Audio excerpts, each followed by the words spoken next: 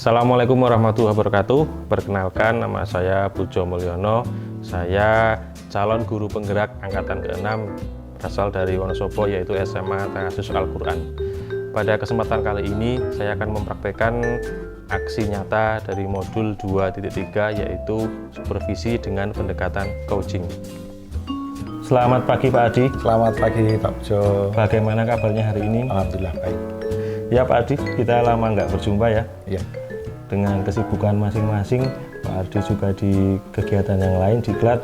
Alhamdulillah ada waktu luang antara saya dengan Pak Adi. Iya, Pak Pujo. Pak Adi, pada kesempatan kali ini kita akan melakukan supervisi dengan pendekatan coaching. Iya.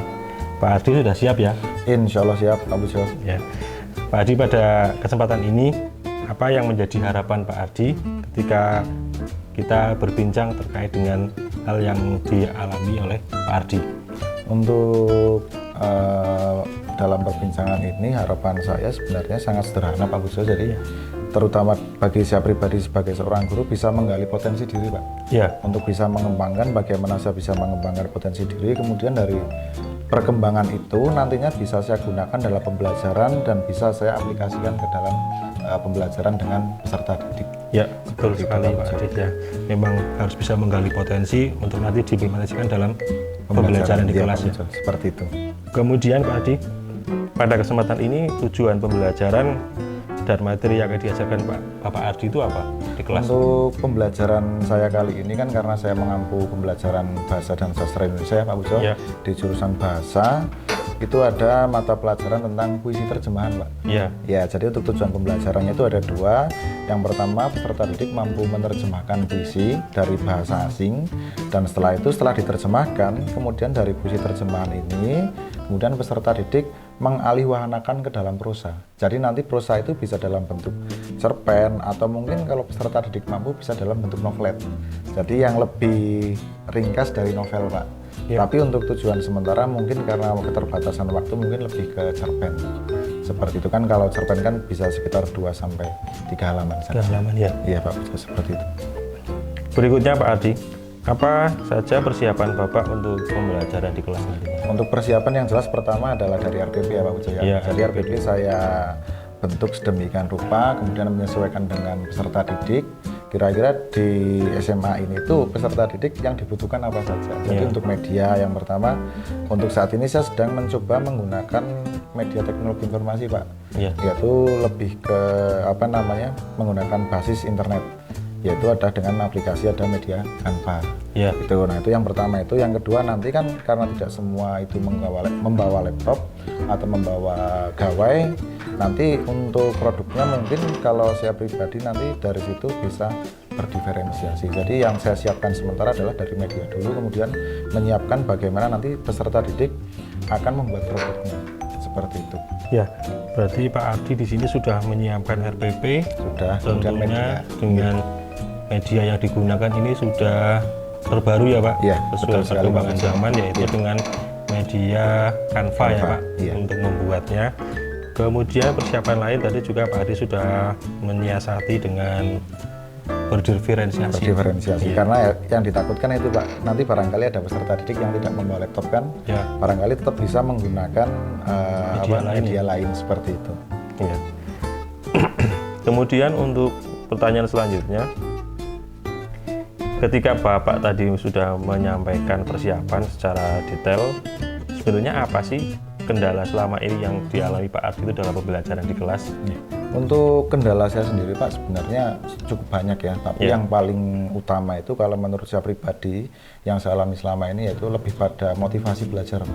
Jadi siswa itu kalau kita hanya tekstual dengan buku, terus kita hanya paper test, kemudian siswanya dijelaskan, kemudian merangkum, hanya itu saja, menurut saya itu mereka terus motivasinya agak ini terus Pak, agak jenuh. Nah untuk yang saat ini saya mencoba menggunakan teknologi informasi. Saya ingin tahu seperti apa nantinya respon siswa seperti itu. Dan untuk beberapa kelas sudah saya coba Pak, hasilnya alhamdulillah sudah cukup lumayan. Tapi untuk yang kelas ini yang belum saya coba adalah yang produk berdiferensiasinya. Kalau kelas lain kan masih baru satu produk. Nah kalau yang kelas ini saya akan coba untuk menggunakan produk diferensiasi seperti itu. Oke. Ya tadi berarti untuk masalah utama adalah dalam pembelajaran itu kadang anak merasa bosan ya Pak? Iya, jenuh Pak. Jenuh ya? Motivasi belajarnya kurang. Jenuh, motivasinya kurang, mungkin dengan apa situasi atau kondisi pembelajaran yang sama-sama saja monoton, Iya, betul. sehingga perlu inovasi ya Pak? Iya, betul Jadi sekali. salah satunya Pak Adi akan membuat dengan media yang baru yaitu Canva. Menggunakan Canva. Ya. Karena sekarang juga anak-anak juga lebih ramah dengan teknologi ya Pak Iya, Adi ya. betul sekali Pak Pujo. Iya. Kemudian Pak Adi, metode yang digunakan dalam pembelajaran di kelas selama ini Pak Adi apa? Kalau untuk metode selama ini saya masih ceramah Pak Pujo. Jadi itu juga yang menjadi salah satu penyebab peserta didik itu jenuh. Jenuh ya? Nah, mulai dari saat ini saya mencoba sekarang menggunakan metode diskusi. Ya. Jadi peserta didik saya bagi menjadi beberapa kelompok. Dari beberapa kelompok itu kan tetap nanti ada yang tidak membawa laptop. Ya. Nah, nanti yang ada laptop mereka akan saya plotkan untuk menggunakan media Canva. Tapi untuk peserta didik, misal dalam kelompok itu tidak bisa atau tidak memiliki laptop, itu nanti tetap bisa membuat istilahnya semacam mungkin infografis atau poster, tapi di situ nanti menggunakan kertas, Pak. Ya. Jadi meskipun tetap menggunakan kertas, tetapi dibalut dengan cara yang lebih kreatif. Ya. Itu intinya kan berdiferensinya di situ karena memang keterbatasan dari peserta didik yang memang tidak membawa gawai atau tidak memiliki teknologi seperti itu. Ya, menarik sekali Pak Ardi. Ini yang membuat saya semakin penasaran. Sebenarnya seberapa yakin Pak Ardi menerapkan metode itu dalam pembelajaran akan berhasil? Kalau saya insya Allah menurut saya pribadi Pak itu 99% Pak, yang 1% milik Allah ya. Ya. Jadi 90% itu 99% saya percaya ini bisa berhasil. Kenapa? Karena selama ini metode yang saya gunakan hanya ceramah. Ya. Terus kemudian siswa mungkin cenderung jenuh. Kemudian saya mencoba untuk metode diskusi, kemudian dengan produk diferensiasi, baik produk yaitu nanti dari media online atau teknologi, atau yang kedua tetap menggunakan paper, tetapi dengan cara yang lebih kreatif. Kalau saya yakin 99%, insya Allah ini bisa berhasil untuk mengatasi motivasi belajar siswa yang rendah dan tingkat jenuh yang tinggi juga. Ya. Seperti itu. Menarik Pak Adi. Jadi Pak Adi optimis sekali 99% Ya, siswa akan berubah, Ya. tidak jenuh dan akan termotivasi lagi. Iya. Terkait tadi pembelajaran berdiferensiasi dengan produk ya Pak. Produk ya. Produk. Nanti tadi saya sedikit menangkap ada yang anak bawa laptop dan tidak punya laptop. Iya. Ya, itu karena faktor. Oh, kalau itu faktor dari ini Pak, kan karena kita berbasis sekolah pondok ya Pak. Jadi memang untuk membawa laptop itu atau gawai kan kadang memang tidak diizinkan. Ya. Akan tapi kalau memang laptop kan kadang kita menunjang pembelajaran. Ya. Jadi memang ada beberapa siswa yang membawa, ada yang tidak. Tapi kalau untuk gawai atau handphone sendiri kan memang tidak diizinkan dari pihak pondok ataupun sekolah.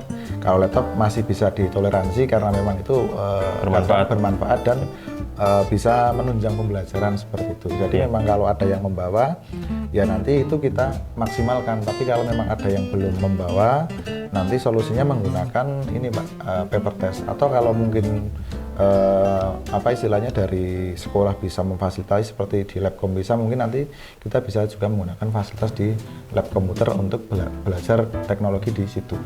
Berarti nanti Seperti itu. perbedaan produknya satu bisa yang dari digital ya Pak. Ya bisa digital, Yang kedua bisa manual ya. manual, paper. Nah, bisa diceritakan Pak nanti yang untuk yang digital berubah apa, yang manual nanti berubah apa. Oh iya, untuk yang digital yang jelas kan setiap siswa itu kan wajib untuk membuat tugas kelompok dan tugas individu Pak. Ya. Nah untuk yang tugas kelompok ini nanti semuanya bisa digital, bisa menggunakan yang manual atau dari paper. Kalau yang digital itu nanti menggunakan slideshow Pak produknya. Jadi Ya.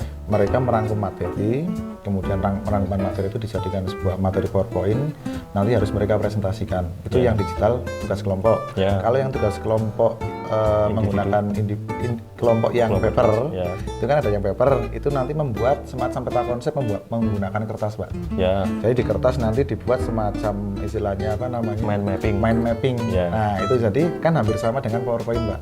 Seperti itu. Lah kalau untuk yang tugas individu menggunakan Canva, itu nanti rencana saya siswa membuat semacam infografis atau mungkin membuat semacam apa istilahnya hampir mirip poster. Tapi di situ produknya berupa cerita pendek Pak. Jadi nanti biar kalau misal ditempel di mading atau mungkin di depan kelas kan lebih menarik kalau menggunakan produk dari Canva karena mungkin hampir mirip poster atau infografis. Itu kan seperti itu. Kalau kemudian yang individu menggunakan paper itu hampir sama, ditulis menggunakan apa istilahnya tulis tangan biasa, tapi memang ya mungkin salah satu kekurangannya mungkin karena menggunakan paper itu kan mungkin hanya warnanya itu saja, dan mungkin menggunakan kertas hanya putih mungkin ya Pak. Jadi mungkin memang kurang menarik Pak, tetapi karena ini untuk istilahnya saya mensiasati istilahnya adanya ketimpangan dalam pembelajaran, yaitu ada yang membawa teknologi dan tidak, daripada nanti memaksakan semua membawa teknologi kan tidak mungkin. Jadi salah satu opsinya saya menggunakan hal tersebut Pak. Meskipun mungkin kurang menarik, tapi saya rasa itu bisa menjadi salah satu cara untuk mengetahui seberapa kreatif anak itu ketika mereka tidak menggunakan teknologi. Seperti itu. Ya, intinya kembalinya tadi untuk dasar diferensiasi adalah minat dan bakat anak ya. Jadi untuk memunculkan minat itu Pak, dan juga biar istilahnya peserta didik memiliki motivasi yang tinggi seperti itu. Baik Pak Ardi, selanjutnya untuk rencana Pak Ardi ini kapan Bapak akan menyiapkan semuanya itu? Untuk persiapannya sebenarnya sudah saya persiapkan sejak awal semester genap ini ya Pak, sudah mulai saya atur karena saya mengajar di beberapa kelas dan saya mencoba beberapa metode juga di kelas dengan cara yang berbeda-beda. Tapi untuk yang di kelas ini nanti saya sudah mempersiapkan sejak mungkin mulai pertengahan Januari kemarin Pak, dan untuk ini di akhir Januari atau sekarang sudah awal Februari ini sekarang saya sudah mulai harus eksekusi di kelas Pak. Jadi di awal Februari ini harus saya sudah masuk di kelas, kemudian langsung praktik.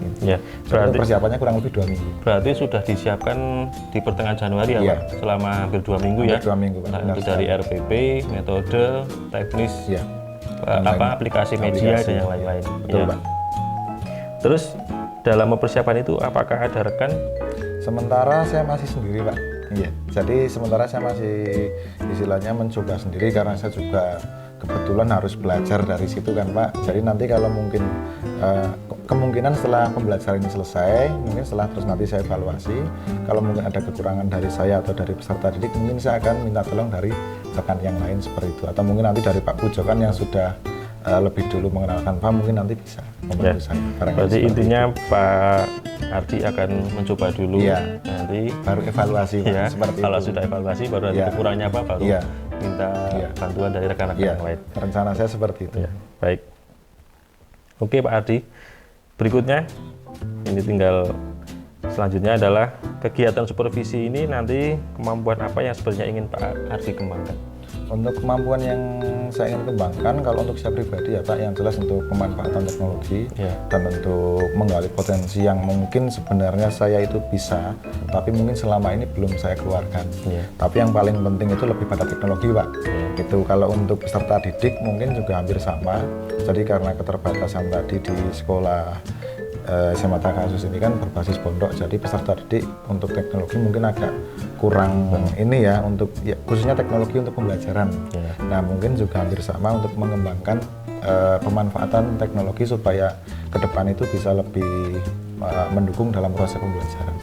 Seperti itu. Oke.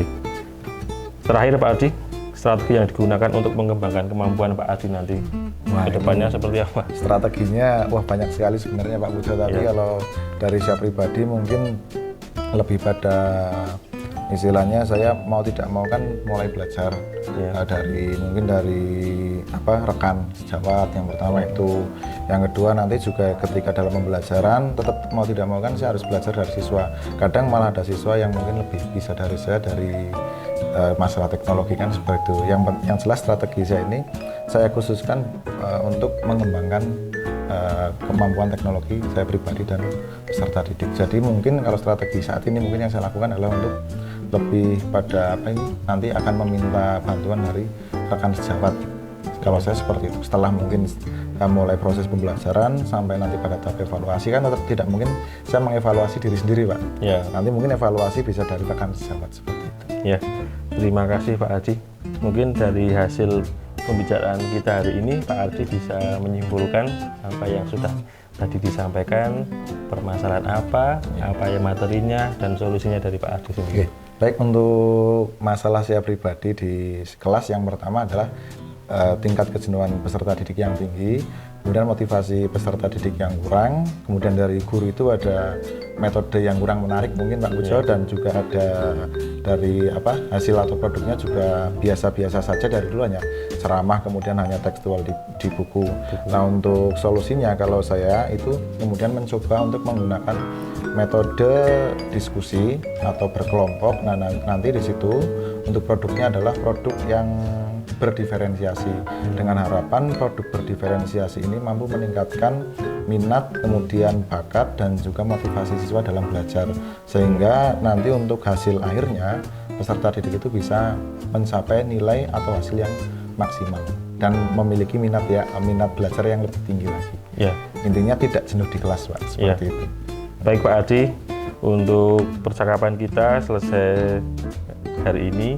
Untuk kemudian nanti kita ada kegiatan masuk ke kelas untuk observasi di kelas. Nanti saya harap Pak Adi sudah menyiapkan semuanya. Nanti di kelas saya memantau saja apa yang menjadi rencana Pak Ardi itu bisa dieksekusi secara baik, lancar, dan tidak ada kendala. Terima kasih Pak Ardi, sukses selalu. Dipersiapkan semuanya ya.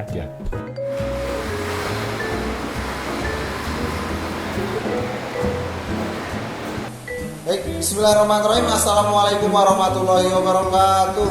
Waalaikumsalam warahmatullahi wabarakatuh. Selamat pagi anak-anak. Mari sebelum kita memulai pembelajaran, kita berdoa terlebih dahulu. Tolong salah satu ketua kelas bisa pimpin doa dulu. Salah satu. Bismillahirrahmanirrahim. Raditu billahi rabba wa bil islami dina wa bi Muhammadin nabiyya wa rasulah. Rabbi zidni ilma warzuqni fahma. Amin ya rabbal alamin. Baik, terima kasih. Apa kabar hari ini? Sepertinya ada beberapa yang tidak berangkat ini ya. Setelah ini Bapak akan presensi. Nanti silakan kalian yang nama yang Bapak panggil, nanti silakan kalian angkat tangan. Terus kemudian kalian sebutkan satu kata untuk hari ini yang mewakili perasaan kalian. Jelas? Baik, Bapak akan memanggil satu-satu ya. Masih ingat tadi harus menyampaikan apa? Satu kata yang mewakili perasaan kalian hari ini. Yang pertama, Anissa Duyanti, rumit. Yang selanjutnya, Cindy Aprilia, semangat. Dewinta Fitriasari, baik. Hikmah Nur Aisyah, suram. Ada apa denganmu hari ini? Sepertinya kurang semangat ya. Jangan lupa sarapan nanti. Yang selanjutnya, Iis Ismatun Maula, bahagia. Baik, kalian masih ingat dengan pertemuan kemarin kita belajar tentang puisi terjemahan. Kalian kemarin sudah belajar tentang pengertian puisi, kemudian ada puisi terjemahan itu apa. Kemudian setelah kalian menerjemahkan puisi, kalian akan membuat prosa. Untuk pertemuan hari ini kita akan belajar tentang mengalihwanakan puisi terjemahan menjadi prosa. Baik. Adapun untuk tujuan pembelajaran kita hari ini bisa dibaca di depan. Yang pertama apa? Peserta didik mampu menganalisis unsur fisik dan batin dari puisi terjemahan. Kemarin sudah kita laksanakan. Kemudian tujuan yang kedua untuk hari ini, peserta didik mampu mengalihwanakan puisi terjemahan ke dalam bentuk prosa. Jadi hari ini kalian akan belajar untuk mengalihwanakan puisi terjemahan ke dalam bentuk prosa. Ada yang tahu apa itu mengalihwanakan? Tidak. Mengalihwanakan itu mengubah. Jadi dari puisi ke dalam bentuk prosa, atau nanti kita akan membuat sebuah cerpen. Begitu ya? Hari ini kita akan belajar tentang puisi terjemahan yang akan dialihwarnakan ke dalam bentuk prosa atau cerpen. Minggu kemarin Bapak sudah membagi kalian menjadi beberapa kelompok ya. Ada karena siswanya ada 28, jadi akan saya bagi menjadi 7 kelompok. Setiap kelompok nanti terdiri dari 4 orang. Begitu ya. Baik, silakan setelah ini kalian bisa berkelompok sesuai dengan kelompok yang kemarin sudah Bapak bagi. Tolong ketika berpindah meja atau kursi, meja atau kursinya jangan diseret atau jangan dibanting. Jangan ada suara sekecil apapun itu. Jelas? Silakan. Baik, sudah berkelompok semuanya? Sudah kelompok 1 siap? Ya, kelompok 2 sudah siap? Kelompok 3? Kelompok 4? Kelompok 5? Terakhir kelompok 6 siap? Jadi karena tadi harusnya ada 7 kelompok, karena ada 3 orang yang tidak berangkat, maka Bapak buat menjadi 6 kelompok untuk hari ini ya. Sementara untuk yang lain bisa bergabung dulu dengan kelompok temannya. Setelah ini kelompok 1 Bapak bagi membuat puisi terjemahan itu ke dalam bentuk prosa atau mengalihwarnakan puisi terjemahan ke dalam prosa menggunakan media Canva ya untuk kelompok 1 ya. Kemudian kelompok 2 nanti menggunakan produk konvensional atau menggunakan kertas. Kemudian untuk kelompok 3 menggunakan Canva, kelompok 4 sama menggunakan Canva, kelompok 5 menggunakan Canva, dan yang terakhir kelompok 6 nanti menggunakan media konvensional kertas. Jelas semuanya? Tugasnya adalah tugas individu, tetapi kalian boleh mengerjakan secara berkelompok. Ada pertanyaan dulu? Silakan. Ada yang tanya? Tidak jadi? Tidak. Baik, kalau tidak ada silakan bisa kalian lanjutkan.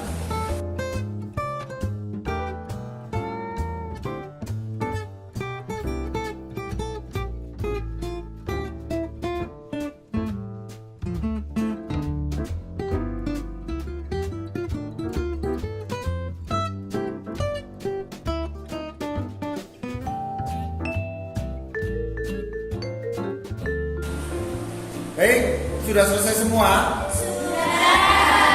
Yakin sudah selesai semua? Baik, alhamdulillah. Yang menggunakan media konvensional sudah selesai juga. Yang menggunakan media Canva harusnya kalian selesai lebih cepat karena dibantu dengan teknologi. Baik, setelah ini siapa yang berani untuk mempresentasikan hasil karyanya? Mulia siap? Ya, berikan tepuk tangan untuk Mulia. Setelah ini Mulia akan mempresentasikan hasil dari kerja keras. Ya, Mulia silakan.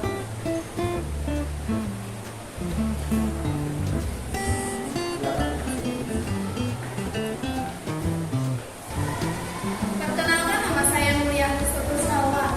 Berjumlah saya di sini akan mempresentasikan tugas saya tentang mengalihwarnakan prosa. Saya akan mempresentasikan puisi karya James Stephen. Puisi ini bercerita tentang padang putih yang dulunya adalah padang hijau yang sudah tertutupi oleh banyak salju pada musim salju. Ini menceritakan tentang seorang anak yang ingin meminum susu coklat bersama keluarganya di padang putih tersebut dengan menikmati suasana yang indah sambil menikmati senja di sore hari. Ya, tepuk tangan Mulia.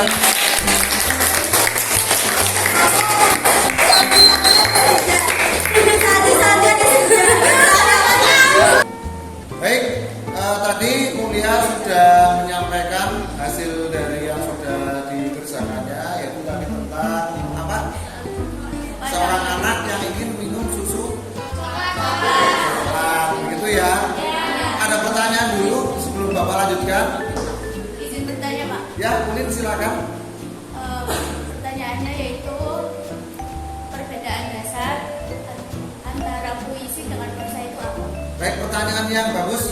Apa itu perbedaan mendasar antara puisi dengan prosa? Yang pertama adalah perbedaan paling dasar adalah puisi adalah karya yang ditulis secara singkat dan padat. Kalau prosa itu lebih banyak atau lebih naratif. Tetapi yang paling membedakan di sini adalah kalau puisi itu biasanya tidak ada tokohnya, kalau prosa atau diksi cerpen itu wajib ada tokoh dan harus memiliki alur dan juga di dialog. Benar sekali. Begitu ya Win ya. Baik, bisa diperhatikan sebentar. Sudah selesai semua ya tugasnya ya? Jangan lupa nanti ketika tugasnya sudah selesai, Bapak tunggu tugas kalian yang menggunakan Canva nanti bisa dikirim ke email. Kemudian yang masih menggunakan media konvensional atau kertas, nanti silakan bisa dikumpulkan ke meja Bapak di ruangan. Baik, apa yang sudah kita pelajari hari ini? Tentang puisi, kemudian puisi dan juga mengaliwanakan puisi menjadi prosa. Ada yang masih ingat apa itu puisi? Puisi adalah karya sastra yang mencurahkan perasaan dari penulisnya menggunakan bahasa yang indah. Kemudian kalau prosa adalah sebuah cerita yang harus memiliki tokoh, alur, dan harus memiliki dialog. Begitu ya. Kemudian yang ketiga ada puisi terjemahan. Apa itu puisi terjemahan? Puisi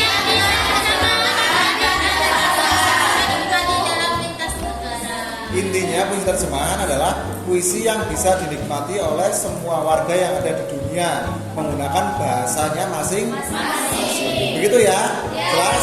Nah, tepuk tangan untuk kita semua.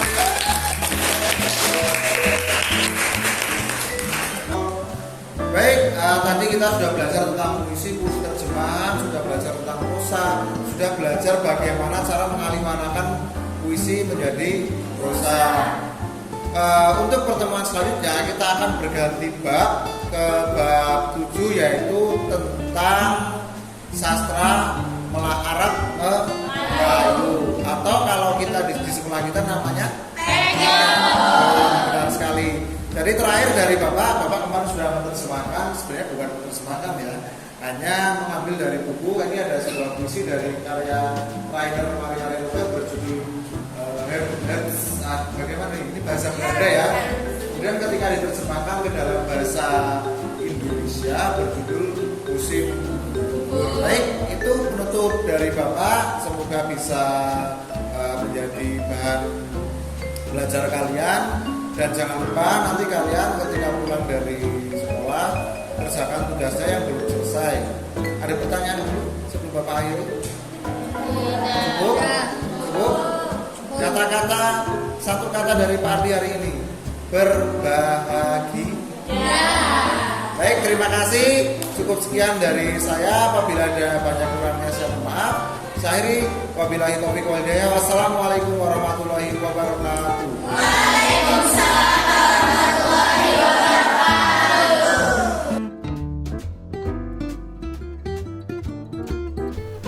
Selamat siang Pak Ardi. Selamat siang Pak Pujo. Apa kabar hari ini? Alhamdulillah baik. Ya, pada kesempatan kali ini saya sebagai coach dan berikutnya ada dari pengajar praktik yaitu ada Pak Agustion SPD. Kali ini akan membersamai dalam percakapan pasca observasi supervisi kemarin.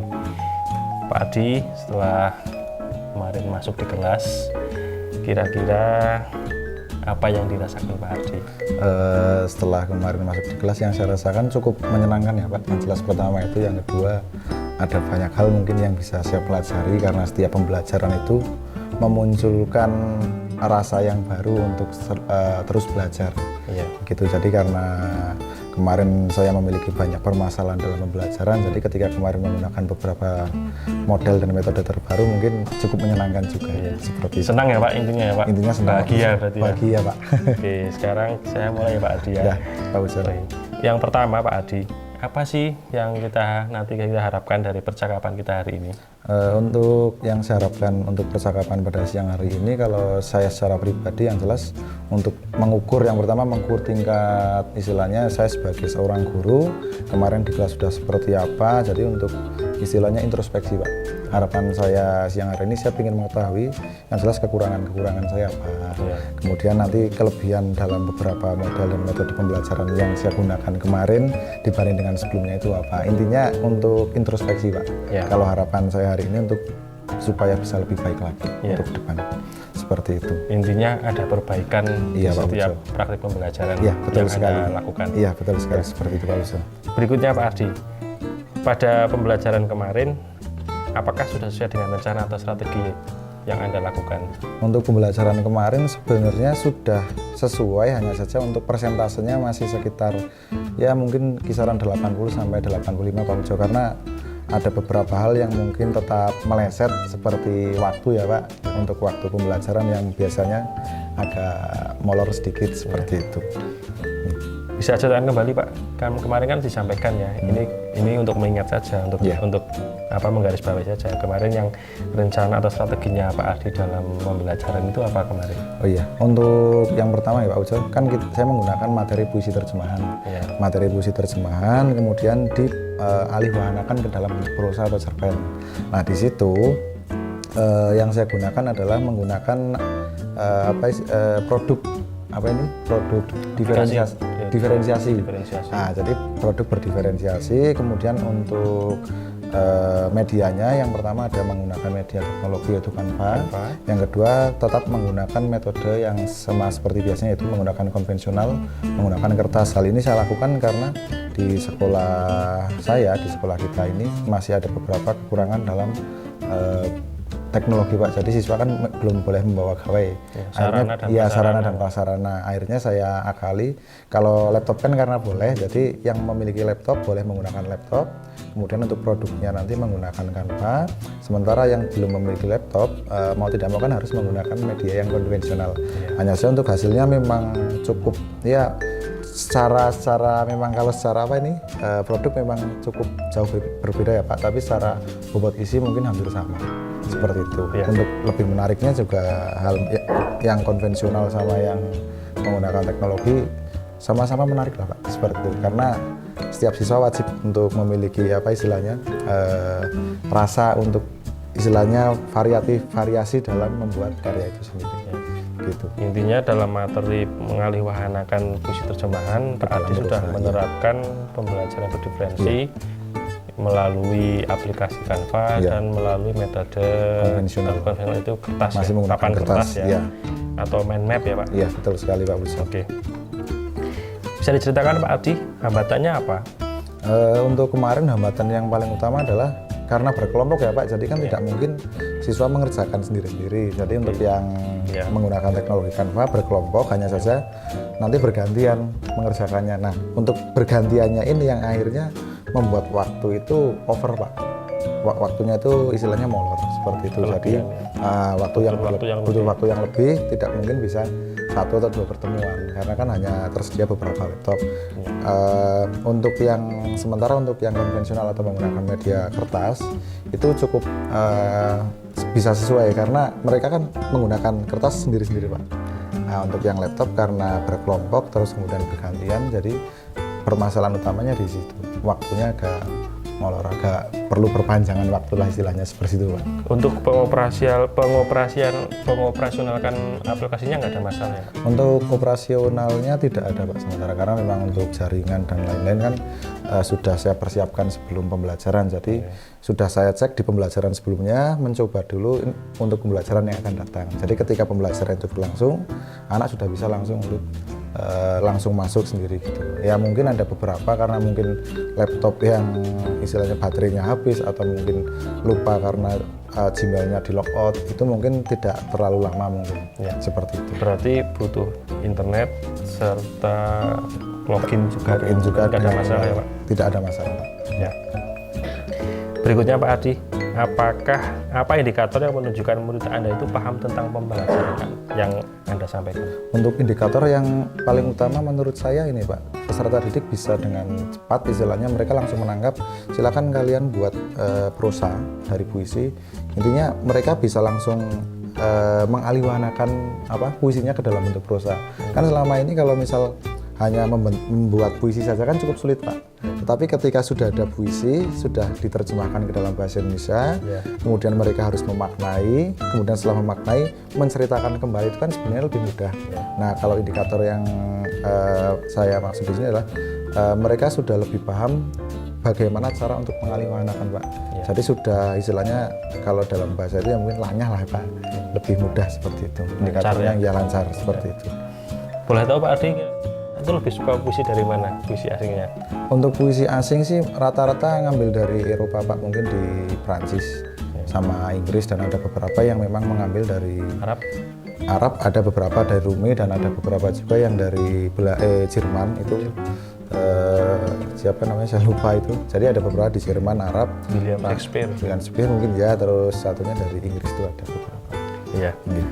Oke Pak Adi, kalau dibuat dalam level 0 sampai 10, keberhasilan pembelajaran Anda pada level berapa? Kalau saya secara pribadi belum bisa mengatakan maksimal ya Pak. Untuk kalau secara angka mungkin tadi di kisaran angka 8. Karena untuk ke 9 itu kan butuh istilahnya itu estimasi waktu harus tepat. Kalau 10 estimasi waktu tepat, tugas juga sesuai. Ya sesuai dan juga selesai Pak. Jadi untuk saat ini mungkin baru 8 karena memang ada beberapa yang belum selesai, ada beberapa yang memang belum begitu paham. Tetapi untuk secara keseluruhan saya rasa 80% atau nilai 8 insya Allah bisa. Ya, seperti itu. Berarti kalau ada di level 80, ya, otomatis untuk kedepannya berarti butuh perbaikan lagi ya Pak. Iya. Intinya untuk meningkatkan ya, sudah Pak, baik, cuman ditingkatkan lagi ya, agar sekali, mencapai level yang maksimal. Ya, Oke. Terkait dengan itu Pak Ardi, apa rencana pengembangan diri Anda selanjutnya? Yaitu hal yang masih perlu ditingkatkan ke depannya. Untuk saya pribadi yang pertama jelas Pak, manajemen waktu ya Pak di kelas, karena itu cukup sulit sebagai seorang guru untuk memanajemen waktu. Yang pertama itu.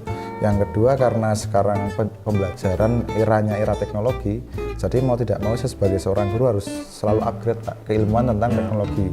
Nah untuk saat ini mungkin itu Pak, pengembangan ke arah teknologi dan manajemen waktu yang paling penting menurut saya. Oke, itu untuk pengembangan dirinya ya Pak. Iya, Pak. Rencana ke depannya untuk mengembangkan diri tersebut kira-kira bagaimana Pak Ardi? Kan tadi kan tentang upgrade teknologi ya. Rencana ke depannya untuk mengupgrade teknologi itu bagaimana Pak Ardi? Kalau saya pribadi kemarin juga sudah mencoba beberapa aplikasi di internet itu kan, kalau yang kemarin kan Canva hanya sebatas PowerPoint Pak. Kemarin saya sudah mencoba beberapa aplikasi seperti ada Wordwall, kemudian ada Kahoot, itu ada aplikasi permainan, misalnya pembelajaran dalam bentuk permainan. Jadi misal nanti ketika ingin ulangan, nanti bisa menggunakan itu, siswa tinggal mencocokkan saja. Terus kemudian hampir mirip Tetris juga bisa Pak. Jadi kalau arah saya ke depan mungkin lebih ke arah pembelajaran dengan metode permainan menggunakan teknologi Pak. Karena itu mungkin saya rasa ya untuk saat ini siswa benar-benar senang Pak. Karena kemarin sudah sedikit saya coba, peserta didik langsung, Pak ini menarik Pak, besok seperti ini aja Pak ulangannya gitu. Jadi mungkin untuk ulangan nanti akan saya coba menggunakan metode teknologi itu, permainan Pak, seperti itu. Kuisis juga bisa. Ya, kuisis juga bisa Pak, benar sekali. Oke, kira-kira nanti ada nggak rekan yang akan diajak Pak Ardi untuk berkolaborasi atau membantu Pak Ardi dalam hal itu? Untuk rekan jelas ada Pak. Yang jelas pertama Pak Pujo mungkin ya selaku coach saya nanti untuk membantu dalam istilahnya dalam proses pembelajaran, kan mungkin Pak Pujo lebih paham manajemen di kelas. Kemudian untuk yang teknologi mungkin nanti saya bisa minta tolong sama Bapak Adib, karena kan Pak Adib mungkin lebih paham berkaitan dengan teknologi dan mungkin sudah lebih dulu menggunakan Pak. Ya. Karena saya juga baru tahu beberapa aplikasi ini belum lama juga. Jadi nanti ada kemungkinan 2 orang atau 2 rekan sejawat yang akan membantu. Seperti itu. Iya, baik Pak Adi. Kira-kira kapan Anda akan mulainya? Untuk memulai pembelajaran yang akan datang sebenarnya sudah saya persiapkan ketika pembelajaran kemarin dilakukan Pak. Jadi ketika pembelajaran dilakukan selesai, kemudian ada jeda istirahat atau ketika pulang ke rumah mau tidak mau kan harus mempersiapkan semuanya Pak. oh pembelajaran yang akan datang saya harus menggunakan teknologi ini supaya peserta didik tidak jenuh. Karena di sini kan siswa tidak boleh bawa gawai Pak.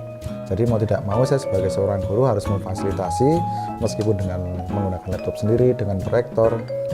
Kemudian kalau tidak bisa menggunakan gawai, kita bisa ajak ke lab komputer Pak. Ya. Nanti mungkin bisa ulangan di lab komputer. Untuk permainannya kan karena harus menggunakan jaringan internet dan harus stabil gitu. Jadi mungkin nanti mungkin bisa ke arah pemanfaatan laboratorium komputer. Ya. Seperti itu. Untuk berkolaborasi dengan Pak Adib ataupun dengan rekan lain dimulai kapan Pak? Untuk rencana saya mulai minggu depan, Pak. Kalau saya pribadi, karena mau tidak mau saya harus cepat Pak. Karena kemarin siswa sudah mulai menggunakan metode Canva, meskipun materi belum selesai ya, tetapi saya harus istilahnya merencanakan dulu Pak. Meskipun nanti kan baru bisa terlaksana sekitar mungkin awal bulan Februari, Maret ya Pak. Awal Maret atau Maret minggu kedua, seperti itu. Ya, terima kasih Pak Adi. Alhamdulillah untuk acara supervisinya kita sudah selesai dan pasca observasinya juga selesai. Saya harap nantinya kedepannya teknis mengajarnya Pak Ardi juga semakin baik dan Amin. bisa berbagi praktik dengan rekan-rekan yang lain. Insya Allah. Terima kasih.